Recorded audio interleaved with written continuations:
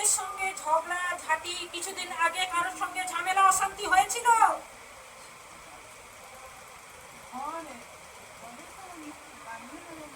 ঘরে নয়, সাইটে। সাইটে হয়েছিল তো? খুব অশান্তি ঝামেলা তোদের মধ্যে হয়েছে। তারপর থেকে তোদের এই পরিবর্তন চেঞ্জ হয়েছে।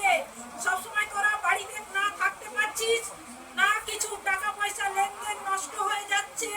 দ্বিতীয়ত সবসময় যে কজন পরিবারে রয়েছিস সব শান্তিতে নেই।